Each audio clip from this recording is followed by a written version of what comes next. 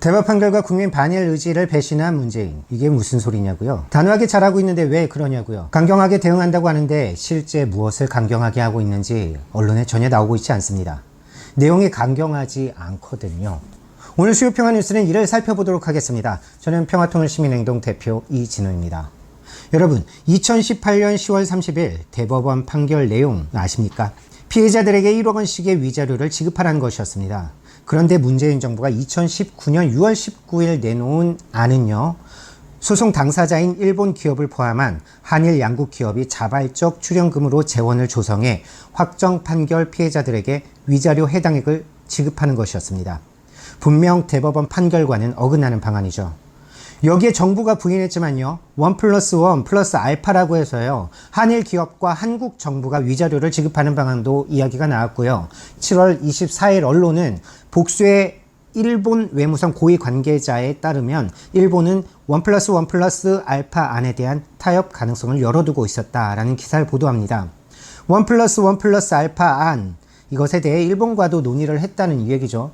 문재인 정부의 안에 대해서 강제징용 소송 대리인도 반대했습니다. 소송 대리인단은요, 6월 19일 입장문을 내고 강제징용 문제를 해결하기 위한 논의에는 역사적 사실 인정과 그에 대한 진심 어린 사과와 배상을 포함한 적정한 피해 회복 조치가 포함되어야 한다고 규정했습니다. 대법 판결을 계기로 한일 양국 간 강제 동원 문제의 종합적인 해결을 요구해야 한다는 입장이었습니다.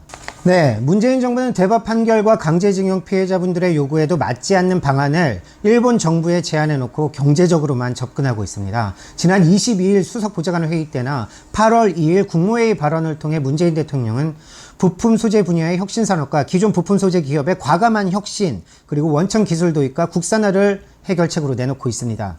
문재인 정부는 강제징용 피해자들이 원하는 일본 정부의 사죄 배상을 진정 원하고 있는지 묻고 싶습니다. 게다가 대북제재와 관련해서 누가 대북제재를 더 잘했나 일본과 경쟁을 했죠. 일본이 수출 규제의 근거로 대북제재 위반 의혹을 거론한 데 대해서 문재인 대통령은요, 유엔 안보리 결의를 준수하고 제재 틀 안에서 남북관계 발전과 한반도 평화를 위해 총력을 다하는 우리 정부에 대한 중대한 도전이라고 했습니다. 그러면서 국제기구에 공동으로 검증을 받자고도 했습니다. 7월 25일 최재성 더불어민주당 일본 경제침략대책특별위원회 위원장은 일본을 유엔 안전보장이사회 제재위원회에 회부할 것을 우리 정부에 요청하겠다라고 했습니다. 일본의 경제보복 문제를 대북제재와 연결시켜서 일본을 압박하겠다는 반민족적이고 파렴치한 생각입니다. 국민들의 반일 의지가 뜨겁습니다. 8월 2일 백색국가 재해 조치에 대한 문재인 대통령의 연설, 국민들이 다 지켜보았죠. 그러면 우리 정부는 어떤 조치를 취할 것인지 궁금해하고 있었습니다. 보신 분들은 아시겠지만요, 아무것도 없었습니다. 이런 상황에서도 7월 25일 북한의 무기 발사 시험에 대한 정보를 한국 정부가 일본에 전해줬습니다. 일본 이와야 방위상도 한일 군사정보보호협정 파기 고려하지 않는다라고 했습니다.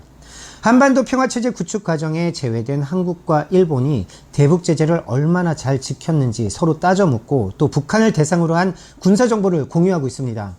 그리고 한국 정부는 강제징용, 위안부 문제에 대해 일본의 사죄와 배상을 요구하고 있지도 않습니다. 민족에 대한 배신, 국민 반일 의지에 대한 배신을 문재인 정부가 하고 있습니다. 오늘 수요 평화 뉴스 여기까지입니다. 감사합니다.